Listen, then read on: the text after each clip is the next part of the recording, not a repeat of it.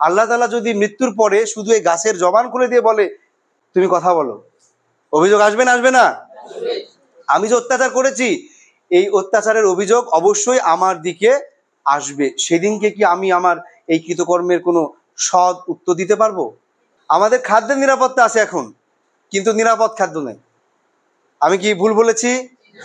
আমাদের খাদ্য নিরাপত্তা আছে, মানে পর্যাপ্ত খাবার আছে, কিন্তু এই খাবারটা নিরাপদ কিনা এইটা বলার সৎ সাহস আমরা করতে পারছি না। তিনি আমাকে সোজা একটু আক্রমণ করেই বললেন যে আপনারা তো মিয়া কিছুই জানেন না কৃষির, আপনারা কৃষির কিছুই জানেন না। আমি খালি আপনার কাছে যাইনি, আপনার আগে আরো দুজনের কাছে গেছিলাম, আপনারা দুইটার বেশি কোনো পণ্য লিখতে জানেন না। আর আমি যদি অমুক দোকানদার কাছে যেতাম, দোকানদারের নাম উল্লেখ করে বললাম, আমি নামটা বলছি না, ওইখানে গেলে মিনিমাম 12টা লিখতো, মিনিমাম 12টা লিখতো। আসসালামু আলাইকুম, সবাই ভালো আছেন? আলহামদুলিল্লাহ।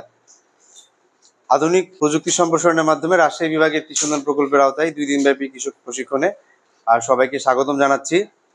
আর সাপাহার উপজেলার প্রত্যেকটা ইউনিয়ন থেকে আপনারা এখানে এসেছেন। আমরা 2 দিনব্যাপী কৃষি নিয়ে কিছু বিষয় শেখার জন্য এখানে এসেছি। সেই সাথে আমাদের যদি কোনো জ্ঞান থাকে, নলেজ থাকে, সেটাও আমরা চেষ্টা করব একটু শেয়ার করার জন্য।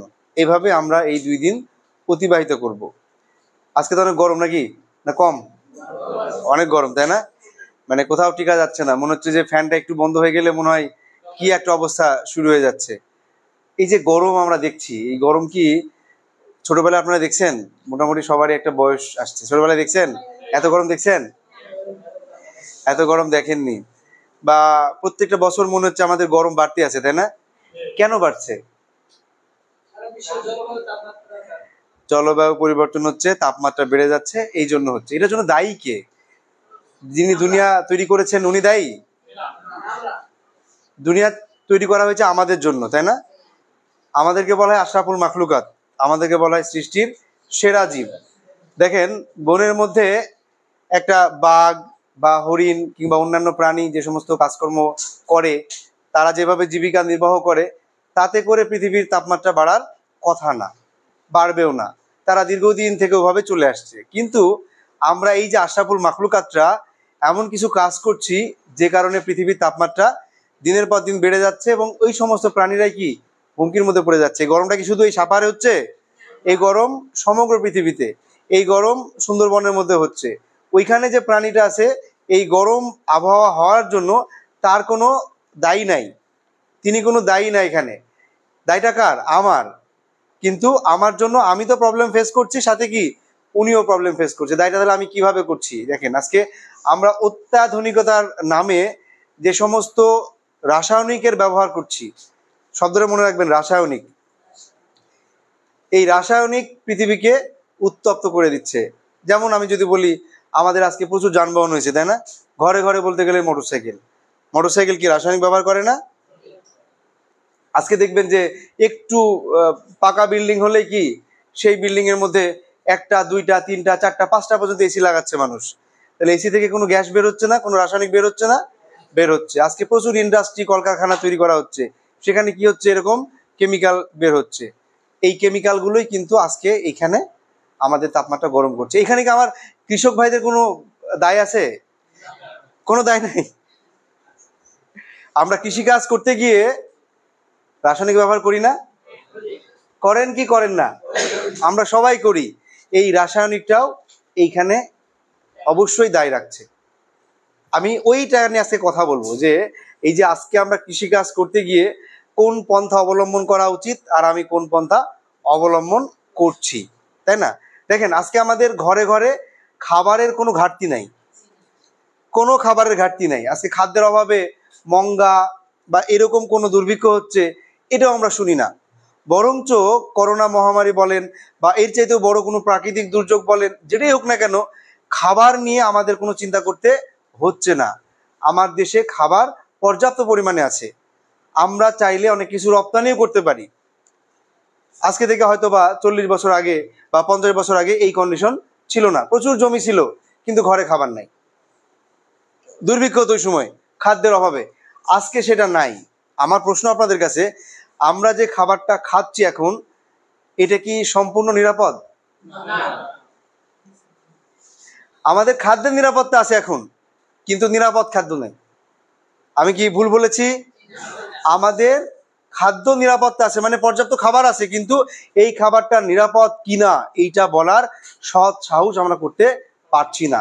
এই জায়গাতে আমাদের এখন কাজ করা উচিত। যদি কাজ না করতে পারি, খাবারটা যেমন নিরাপদ হচ্ছে না, ঠিক তেমন আমাদের এই কৃষিকাজটাও টেকসই হবে না। টেকসই মানে কি?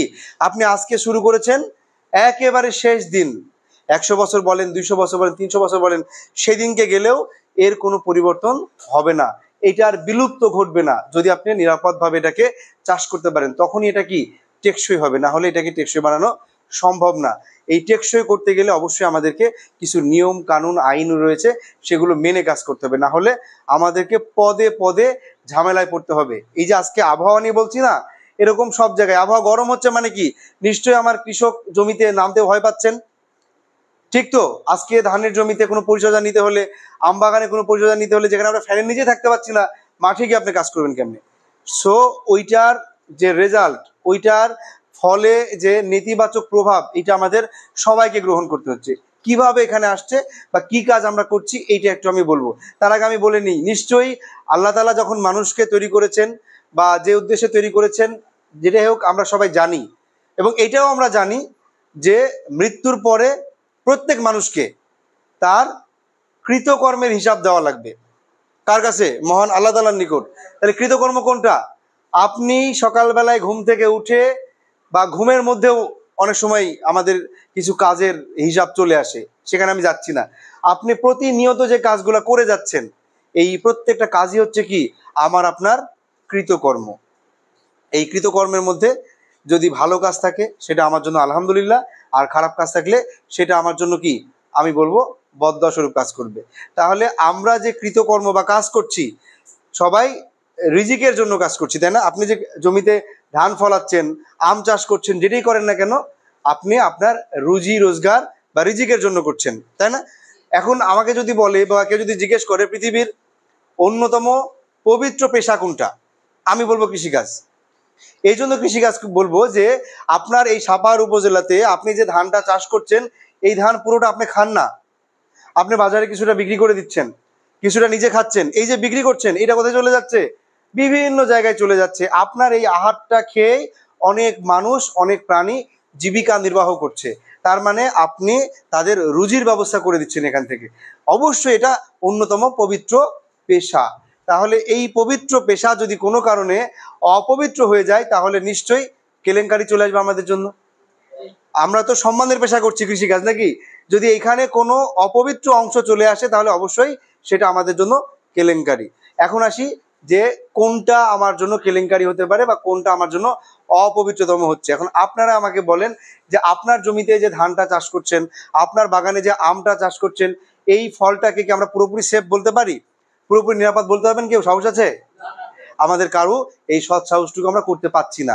আপনি যে বেগুন চাষ করছেন, আপনার যে বেগুনটা বাজারে বিক্রি করা হচ্ছে, এই বেগুনটা বিক্রি করার 2 ঘন্টা আগেও আপনি জমিতে কীটনাশক স্প্রে করছেন।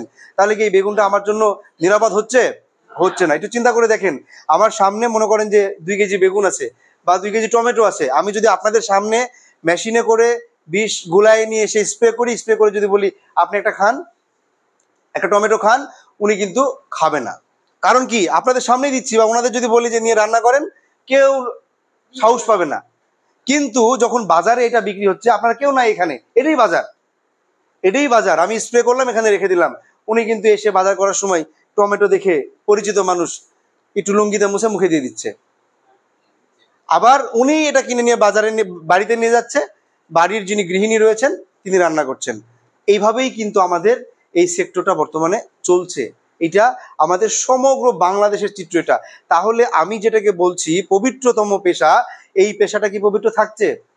থাকছে না। কোন জায়গায় থাকছে না? যে আমি যাকে দিচ্ছি এই খাবারটাকে নিরাপদ করতে পারছি না। এই নিরাপদ খাবার তৈরির কাজটা আমাদের এখনই শুরু করতে হবে। আমি আরেকটু বলি, এই যে মনে করেন যে আমি যে বললাম একটু আগেই যে আমাদের প্রত্যেকটা কৃতকর্মের হিসাব দেওয়া লাগবে, তাই না? আপনি আপনার আম বাগানে আপনি স্প্রে করছেন, আপনি আপনার ধানের জমিতে আপনি স্প্রে করছেন, যেখানেই দেন না কেন, নিশ্চয়ই এই কেমিক্যালটা তৈরি করার সময় বা গাছে দিতে হচ্ছে, কি জন্য দিচ্ছি আপনার কারণ জানেন নাকি? যে পোকার জন্য দিচ্ছেন, রোগের জন্য দিচ্ছেন, কিন্তু কোন পোকায় কোনটা দিবেন এইটা কিন্তু আপনারা জানেন না, বা কোন রোগে কোনটা দিবেন এইটাও আপনারা জানেন না, আবার কোনটা কতটুকু পরিমাণে দিবেন এইটাও আপনারা জানেন না। কারণ কি, আপনারা এটা নিয়ে পড়াশোনা করেন নাই, গবেষণাও করেন নাই। তাহলে আপনি যে দিচ্ছেন, কার পরামর্শে দিচ্ছেন? আমরা বেশিরভাগ মানুষ যে কাজটা করি বর্তমানে, কিছু অসাধু ব্যবসায়ীর কাছে যাই, যাকে আমরা কীটনাশকের দোকানদার বলি, তাই না? দোকানে গিয়ে বলছি যে আমার ধানের জমিতে মাজরা পোকা লাগছে, আমাকে বীজ দাও। দোকানদার কি করছে, তার দোকানে যে পণ্যটা আছে তার মধ্যে একটা আপনাকে দিয়ে দিল। এইটা দোকানদারও জানে না এর মধ্যে কম্পোজিশন কি আছে, এটা কিভাবে কাজ করবে। ওর টার্গেট কি থাকে? আমি কিন্তু অসাধু ব্যবসায়ীদের কথা বলছি। টার্গেট হচ্ছে দোকানটা খালি করতে হবে।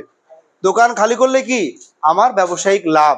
আবার দেখেন, এখানে কিন্তু বড় একটা সংঘ, আমি বলবো বড় একটা টার্গেট কাজ করছে। টার্গেটটা কার? ওই কীটনাশকটা, ওই কেমিক্যালটা যে কোম্পানির, সেই কোম্পানির কাছে টার্গেটটা চলে আসছে। দোকানদারকে যখন পণ্য দেওয়া হচ্ছে, বলা হচ্ছে তুমি 30 লক্ষ টাকার মালামাল বিক্রি করতে পারলে তোমাকে এই পুরস্কার দেবো, তোমার বাড়িতে টিভি দিব, তোমার বাড়িতে ফ্রিজ দিব, এরকমই তো হয়। আবার যে কোম্পানির অফিসারটা ঘুরে বেড়াচ্ছে, তাকেও টার্গেট দেওয়া হয়, তুমি যদি এই সিজনে এত টাকার পণ্য বিক্রি করতে পারো, তাহলে তোমাকে আমি থাইল্যান্ড নিয়ে যাব, আমেরিকা নিয়ে যাব, অস্ট্রেলিয়া নিয়ে যাব, অমুক জায়গাতে ট্যুর করাবো, এই সমস্ত বিভিন্ন কথা বলছে। তার মানে কি, ও টার্গেটের মধ্যে আছে, দোকানদার টার্গেটে আছে, সবাই কিন্তু এই লক্ষ্যকে নিয়ে তারা কাজ করছে। এখন এইখানে ভালো পণ্য গেল নাকি খারাপ পণ্য গেল, বেশি হলো নাকি কম হলো, ঠিক হলো নাকি বেঠিক হলো, এইটা তাদের দেখার সুযোগ নেই। টার্গেট হচ্ছে একটাই, দোকান খালি করতে হবে, আমার মালামাল বিক্রি করতে হবে। আর এইটা নিয়ে এসে কি, আমরা আমাদের ইচ্ছা মতো দিয়ে চলেছি। যেখানে লাগবে একটা, সেখানে দিচ্ছি আমি 5টা, যেখানে লাগবে 2টা, সেখানে দিচ্ছি আমি 10টা, এইভাবেই চলছে। আমি যদি বলি, এই তো এই বছরেরই শুরুর দিকে আপনার যখন আম আপনাদের বাগানে ছিল, তখন এক কৃষক আমার কাছে আসছে, কিছু আমের স্যাম্পল নিয়ে আসছে। আমটা দেখতে এত সুন্দর এক সাইড, যে যে কোনো মানুষ দেখলে প্রেমে পড়ে যাবে, এরকম একটা অবস্থা। আমরুপালি আম, চকচক আম, অনেক সুন্দর। বাট অপোজিট সাইড, আরেক সাইডে দেখি আমটা পুরোটাই কালচে হয়ে গেছে, কেউ পিটালে যেরকম একটা অবস্থা হয় না, ওইরকম কালচে হয়ে গেছে। তো যিনি নিয়ে আসছেন, উনি নিয়ে আসছেন 2টা কারণে। একটা কারণ হচ্ছে এটা ট্রিটমেন্ট নেওয়ার জন্য, পরামর্শ নেওয়ার জন্য। আরেকটা কারণ হচ্ছে অভিযোগ করতে আসছেন। 2টা কথাই খেয়াল করবেন। অভিযোগ করতে আসছে এই কারণে যে কোনো একজন দোকানদার তাকে যে কেমিক্যালটা দিয়েছিল, ওই কেমিক্যালটা দেওয়ার পর থেকে সেই প্রবলেমটা ফেস করছে। এই জন্য তিনি অভিযোগ করেছেন যে এই প্রবলেমটা আসার আগে তিনি দোকানদারের কাছে গিয়েছিলেন, এবং তখন প্রবলেমটা ছিলই না। তখন সম্পূর্ণ আম, 100% আম ছিল কি একেবারে চকচকা, কিন্তু কেমিক্যালটা দেওয়ার পরে কি এরকম একটা কালচে হয়ে গেছে। তার অভিযোগ হচ্ছে দোকানদার তাকে ভুল দিয়েছেন, তার বিরুদ্ধে এখন অভিযোগ তার। আর আমার কাছে তিনি পরামর্শ নিতে আসছেন, এখন এটার উপায় কি। আমি কিন্তু কথাটা একটু বোঝার জন্য আপনাদেরকে বলেছি।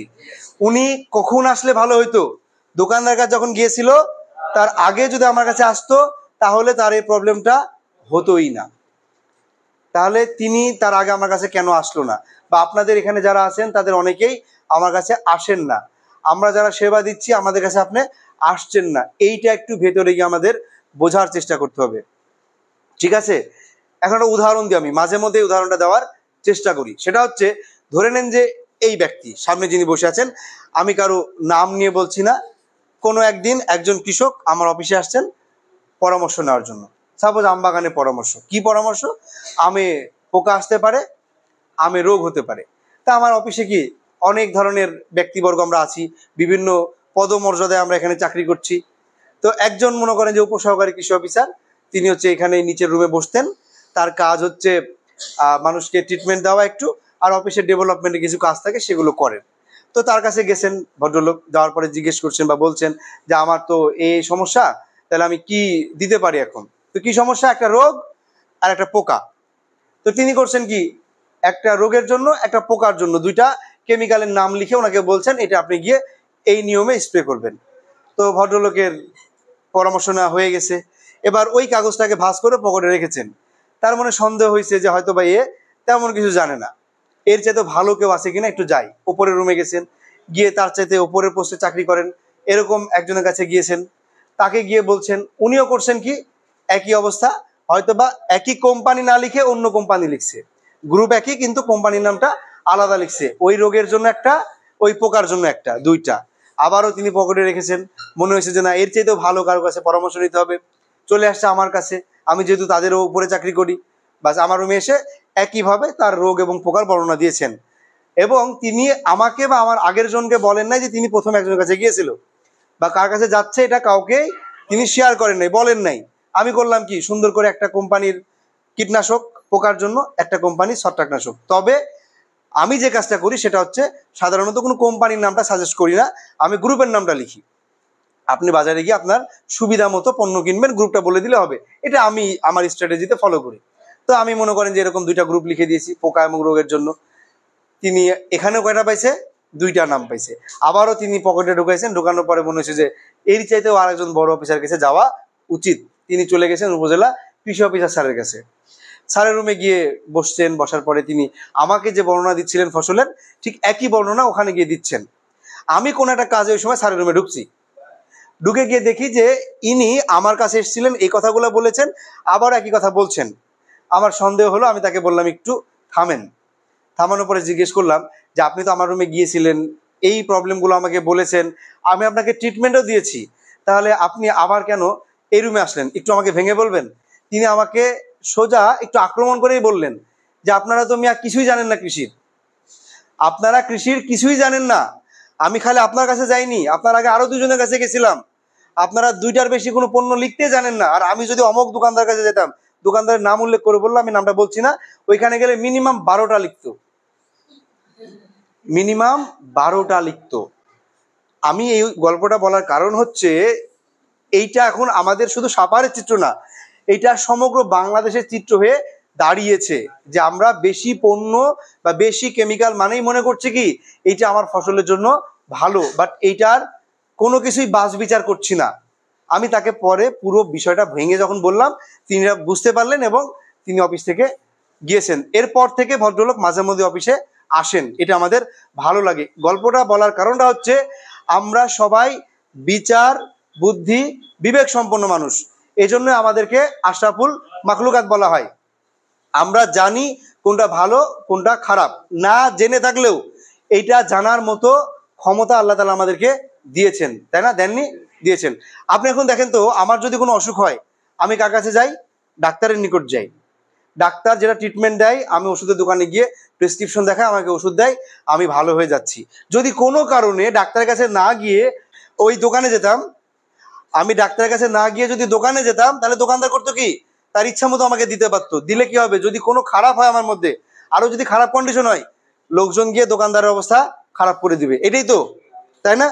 আবার মনে করেন যে গরু ছাগলের কথা বলি, আমি যদি বলি হাঁস মুরগি গৃহপালিত পশু আছে, তার যদি কোনো অসুখ হয় আপনারা করেন কি, পশু ডাক্তার আছে না, তাকে মোবাইল ফোনে ফোন দিচ্ছেন, ডেকে নিয়ে যাচ্ছেন, বা আপনার ওই প্রাণীটাকেই অফিসে নিয়ে যাচ্ছেন, ওখানে দেখে ট্রিটমেন্ট নেওয়ার পরে যদি বলা হয় যে সাপোজ 1 বোতল ওষুধ দিয়ে বলছে যে আপনি প্রত্যেকদিন সকালবেলায় 1 সিপি করে খাওয়াবেন, পানির মধ্যে গুলায়, বা একটা নিয়ম বলে দিছে, কেউ কি পুরো সিপিটা খাওয়াই দেন? নিশ্চয় খাওয়াই দেন না। আবার ডাক্তার যখন বলে যে 1টা বোতল বলে, কেউ নিশ্চয়ই 10টা বোতল কিনে নিয়ে যান না। কারণ কি, যদি পুরো বোতল খাওয়াই দেন বা 10টা বোতল খাওয়াই দেন, ওই যে গরু ছাগলের মধ্যে বা প্রাণীটার মধ্যে এমন কিছু রিয়াকশন হবে, সেটাকে শো করবে। আল্লাহ তাআলা ওকে শো করার ক্ষমতা দিয়েছেন, তার মধ্যে যদি কোনো প্রবলেম হয় এটাকে শো করার মতো ক্ষমতা দিয়েছেন। ও লাফালাফি শুরু করবে, আওয়াজ করবে, এমন কিছু করবে যে গ্রামবাসী জড়ো হয়ে যাবে, আপনাকে গিয়ে বকাবকি করবে যে তুই গরুকে কি খাওয়াইছিস। আমরা কিন্তু ওইখানেও হাত দিই না। কিন্তু দেখেন আমার গাছের ক্ষেত্রে আল্লাহ তাআলা এই গাছের মধ্যে কথা বলার বা রিয়াকশন শো করার মতো সেই রকম কোনো ক্যাপাবিলিটি দেননি। যেহেতু গাছগুলো চিৎকার করতে পারে না, এজন্য আমরা কি গাছে ইচ্ছা মতো আমাদের এই কেমিক্যালটাকে ব্যবহার করছি, যার প্রভাবটা গাছেও পড়ছে, ওই ফলেও পড়ছে, এবং শেষ পর্যন্ত গিয়ে এই যে পৃথিবী আজকে উত্তপ্ত হচ্ছে, এখানেও প্রভাবটা বিস্তার করছে। এখন আপনি তো বলতে পারেন যে আমি ফসল চাষ করতে গিয়ে আমি এটা দিচ্ছি, আমি লাভের আশায় দিচ্ছি, আমি না দিলে আমার লাভ হবে না, এটাই তো নাকি আমাদের যুক্তি? আমাদের যুক্তি হচ্ছে না দিলে লাভ হবে না। আচ্ছা, একটু অন্যদিকে, খারাপ লাগছে? খারাপ লাগলে আমাকে বলবেন, আমি বলা বাদ দিয়ে দিব, ঠিক আছে? আমি যেটা বলছি এটা আমার আপনার সবার জন্যই দরকার, ঠিক আছে? আমি একটু অন্যদিকে যাওয়ার চেষ্টা করি। আমরা বলি না যে মাঝে মধ্যে দুর্নীতি নিয়ে কথা বলি, তাই না? দুর্নীতি কারা করে? আমরাই করি, আশরাফুল মাখলুকাতরাই করি। আর আমরা দুর্নীতি মানে কি বুঝি? দুর্নীতি মানে মনে হয় যে আমার মতো শার্ট প্যান্ট পরে একটা অফিসে বসে আছে এই ভদ্রলোক যে টাকা লেনদেন করছে, ঘুষ নিচ্ছে, ঘুষ দিচ্ছে, এটাই মনে হয় খালি দুর্নীতি, তাই না? আমরা মনে করি যে এটাই শুধু দুর্নীতি। বাট যদি দুর্নীতি শব্দটাকে ভালোভাবে বুঝতে চাই, বলা হয়ে থাকে যে আপনি যে কাজটাই করছেন না কেন সে কাজটা যদি নীতি বহির্ভূত হয়, নীতির বাইরে হয়, সেটাই দুর্নীতি। আর দুর্নীতি মানে কি? পাপ কর্ম। দুর্নীতির মাধ্যমে উপার্জিত সমস্ত রিজিকি হচ্ছে কি? হারাম। আমি কি ভুল বলেছি? আমি নিশ্চয়ই ভুল বলি নাই। তাহলে এই যে দুর্নীতি, যেটা আমি যেটা করছি, যদি টাকা পয়সা লেনদেন করি বা যদি কোনো শার্ট প্যান্ট পরা মানুষ করে থাকে, অবশ্যই সেটা দুর্নীতি, কারণ সে কি? সেটা নীতি বহির্ভূত কাজ। আবার একটু ভালো করে চিন্তা করে দেখেন তো, আপনার ফসলটা চাষ করতে গিয়ে এমন কোনো পন্থা অবলম্বন করা যাবে না যে পন্থার কারণে পৃথিবীতে বিদ্যমান কোনো জীবজগতের কোনো ক্ষতি হয়। এই রিজিকটা যার জন্য তৈরি করা হচ্ছে তার যেন কোনো ক্ষতি না হয়, অর্থাৎ যিনি এটা খাবে তিনি যেন এটার জন্য বিন্দুমাত্র কোনো ক্ষতির মধ্যে না পড়েন, তবেই আমরা এটাকে হালাল ভাবে উপার্জন বলতে পারি। এখন আমি যে কথাটা বলতে চাচ্ছি তার সারমর্মটা হচ্ছে যে এই যে গাছ কথা বলতে পারছে না, গাছ যে চিৎকার করতে পারছে না, আমরা যে গাছকে দিনের পর দিন একটা না দুইটা না 10টা, একবার না দুইবার না 20 বার করে স্প্রে করছি, এতে করে কি গাছের মধ্যে ক্ষতি হচ্ছে না? অবশ্যই ক্ষতি হচ্ছে, যেহেতু এটা জীবিত একটা অংশ, তাই না? গাছের জীবন অবশ্যই আছে, জীবিত অংশ, তার মানে অবশ্যই কি গাছের ভেতরে ক্ষতি হচ্ছে। এখন আল্লাহ তাআলা যদি মৃত্যুর পরে শুধু এই গাছের জবান খুলে দিয়ে বলে তুমি কথা বলো, অভিযোগ আসবে না? আসবে না? আমি যে অত্যাচার করেছি এই অত্যাচারের অভিযোগ অবশ্যই আমার দিকে আসবে। সেদিনকে কি আমি আমার এই কৃতকর্মের কোনো সৎ উত্তর দিতে পারবো? পারবো না। আপনি বা আমি হয়তো বা বলবো যে আমি তো নিজের ইচ্ছায় দিইনি, ওই দোকানদার দিয়েছে। তখন যদি আপনাকে প্রশ্ন করা হয়, আমি তো তোমাকে বিচার বুদ্ধি এবং বিবেক সম্পন্ন মানুষ তৈরি করেছি, আমি তো তোমাকে আশরাফুল মাখলুকাত তৈরি করেছি, তাহলে তুমি কেন তোমার বুদ্ধিটাকে কাজে লাগালে না? তখন আমি কোথায় যাব? তখন আমার যাওয়ার কোনো সুযোগ নেই। সবচেয়ে বড় কথা চিন্তা করে দেখেন যে এই সাপাহারে যে আমটা চাষ হচ্ছে, এই আমটা কে খাচ্ছে? চট্টগ্রামের মানুষ খাচ্ছে, ঢাকার মানুষ খাচ্ছে। এখন আপনি যদি এই বাগানের মধ্যে এরকম কোনো অন্যায় অবলম্বন করেন, এই যে ফলটা আসছে এই কেমিক্যালটা যে শুধু উড়ে যাচ্ছে তা না তো, পাতার মধ্যে ঢুকছে, পাতা যে খাবার তৈরি করছে খাবারের মধ্যে মিশে যাচ্ছে, এই খাবারের মাধ্যমে কি আমের মধ্যেও চলে আসছে। এই আমটা যিনি খাচ্ছেন অবশ্যই তার শরীরের মধ্যে কোনো না কোনো ক্ষতি হচ্ছে। উনি ডিরেক্ট তখন বুঝতে পারছেন না, বাট ইন ফিউচার গেলে বুঝছেন। কিভাবে ইন ফিউচার বুঝছেন? চিন্তা করে দেখেন, আপনার যদি গ্রামে গিয়ে খুঁজেন 120 বছর বয়সী মানুষ খুঁজে পাবেন এখন? পাবেন না। কিন্তু আজকে থেকে 30 বছর আগে বা 40 বছর আগে প্রত্যেক গ্রামে এরকম কি অনেক মানুষ ছিল। শুধু 120 বছর বয়সী বলছি না, তারা ডাটে ঘুরে বেড়াইতো, লাঠি লাগতো না, চোখে চশমা লাগতো না, ঘুরে বেড়াতো।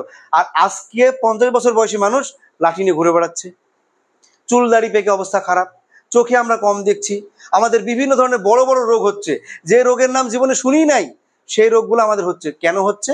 এই খাবার, এই খাবারটা খেয়ে কিন্তু আমাদের এটা হচ্ছে। তার মানে কি খাবারটাকে আমরা নির্ভেজাল করতে পারছি না। ভেজাল মানে শুধুমাত্র এই না যে মরিচের গোড়ার মধ্যে ইটের গোড়া মেশানো। ভেজাল মানে ওই মরিচটা চাষ করার সময় আপনি মরিচটাকে কতটুকু নির্ভেজাল ভাবে চাষ করছেন ওইটা আপনাকে দেখতে হবে। ওইটা না দেখা পর্যন্ত কখনোই কোনো খাবারকে আমরা নিরাপদ বলতে পারবো না। এইটাকে নিরাপদ করতে হলে আমাদেরকে এখনই চিন্তা করতে হবে। যেভাবে দিন দিন কেমিক্যালের ব্যবহার বাড়ছে, এটা যদি বাড়তেই থাকে তাহলে ইন ফিউচার গিয়ে আমরা এমন বড় বড় সমস্যার মধ্যে পড়বো যেখান থেকে উত্তরণ হয়তো আমরা করতে পারবো না। আর একটা হচ্ছে, এইটা অল টাইম সবাই মনে রাখার চেষ্টা করবেন, সেটা হচ্ছে কৃষি হচ্ছে অবশ্যই একটা বিজ্ঞান। কৃষি এরকম না যে হচ্ছে তাই হবে তাই, এরকম না। এটা হচ্ছে বিজ্ঞান, এটাকে বিজ্ঞান সম্মতভাবে কাজ করতে হবে। পোকাকে মারতে হলে বিজ্ঞান সম্মতভাবে কাজ করতে হবে। যারা জানে তাদের কাছ থেকে পরামর্শ নিতে হবে, না হলে ওই পোকাটা এমন এক কন্ডিশনের মধ্যে চলে যাবে এই পোকাকে আর জিন্দেগিতে মারতে পারবেন না। আপনারা যে বেগুনের ফল ছিদ্রকারী পোকা বা ডগা ছিদ্রকারী পোকাকে যে মারছেন, তাই না? একটা সময় ছিল যে আপনার 15 দিনে একবার স্প্রে করলে চলতো, আর এখন দিনে 2 বার স্প্রে করে মারতে পারছেন না। এটাকে বলা হয় রেজিস্ট্যান্সি, এটাকে বলা হয় সহনশীলতা। যদি নিয়ম না মেনে কীটনাশক বা কেমিক্যাল গাছে স্প্রে করেন তাহলে কি হবে? এই পোকার মধ্যে সহনশীলতা চলে আসবে। আর তখন আপনি কি দিয়ে মারবেন? তখন তো কোনো কেমিক্যালই কাজ করবে না, যেটা অলরেডি শুরু হয়ে গেছে। আপনাদের এলাকায় কিছু কিছু পোকার ক্ষেত্রে আমরা খেয়াল করছি যে কোনো কীটনাশক কাজই করছে না, এরকমও আছে। যেমন আপনারা যাকে উকুন পোকা বলেন, অনেকে এটা নাকি বিশাল পেরেশানির মধ্যে আছেন, কিন্তু আসলে এই পোকাটাকে যে লেভেলে আপনারা কীটনাশক দিচ্ছেন এই লেভেল প্রয়োজন ছিলই না। তাকে যদি সঠিক নিয়মে মারা যেত সে এত বৃদ্ধিও পেত না, কারণ এটা হচ্ছে একটা মাইনর পেস্ট। ঠিক আছে? তো সুতরাং আমাদের সবার উচিত যে নিয়ম মেনে কাজ করা। আমি কি কোনো খারাপ কোনো কিছু বলছি আপনাদেরকে? আমি অবশ্যই যেটা বলছি এটা আমার আপনার সবার জন্য দরকার। কারণ কি, এই পৃথিবীকে আমরা রেখে যাব একদিন, তাই না? কার জন্য? আমাদের ভবিষ্যৎ প্রজন্মের জন্য। নিশ্চয়ই তারা এমন কোনো প্রবলেমে পড়ুক যে পৃথিবী অতিষ্ঠ হয়ে যাক, এরকম আমরা চাই না। আজকে যে গরমটা আমরা ফেস করছি, এটার জন্য কি শুধু আমরা দায়ী? আমাদের পূর্বপুরুষ যারা এই ধরনের কেমিক্যাল ব্যবহার শুরু করেছিল, যারা নিয়ম না মেনে কেমিক্যাল ব্যবহার শুরু করেছিল, তারা এটার জন্য সবচাইতে আগে দেয়। তারপরে ধীরে ধীরে কি আমরা এটাকে চলমান রেখেছি। এইটাকে এখনই আমাদের উচিত সঠিক নিয়মের মাধ্যমে নিয়ে যাওয়ার। আমি কাউকে বলবো না যে আপনার ফসলে একদম স্প্রে করবেন না, এটা আমি বলবো না। কারণ কি, আপনার রোগ হয়েছে, আপনি তো ওষুধ খাবেনই। আপনার ফসলে রোগ হয়েছে, পোকা হয়েছে, আপনাকে দিতে হবে, দেওয়া প্রয়োজন। তবে অবশ্যই তার জন্য কি একটা সুনির্দিষ্ট নিয়ম আছে। সুনির্দিষ্ট নিয়ম না মানলে ওই ফসলটা আপনার জন্য অবশ্যই ক্ষতিকর হয়ে যাবে। একটা ফসল স্প্রে করার কতদিনের মধ্যে ফসলটাকে খাওয়া যাবে না, এটা তো আপনাকে অবশ্যই জানতে হবে। তাহলে আমাকে ওই নিয়মটা মেনে নিশ্চয়ই ওখানে স্প্রে করা প্রয়োজন। আমার আজকে এই কথাগুলো বলার উদ্দেশ্য হচ্ছে যে আমরা চাই কেমিক্যালের যে ব্যবহারটা আছে, এই ব্যবহারটা বিজ্ঞানসম্মত উপায় হোক, এটাকে একেবারে বিচারিকভাবে করা হোক। এখন আপনাদের মনে প্রশ্ন আসতেই পারে যে এটার জন্য আমরা দোকানদারদেরকে বন্ধ করলে হয়, তাই না? অনেকেই বলতেই পারেন যে দোকানদারকে বন্ধ করলেই তো হয়, কোম্পানিকে বললেই তো হয়। না, এখানে দোকানদারকে বন্ধ করলে হবে, কোম্পানিকে বললেও হবে, বাট ওর চাইতে বড় কাজ হচ্ছে আপনি যদি আপনার বিবেকটাকে বন্ধ করতে পারেন।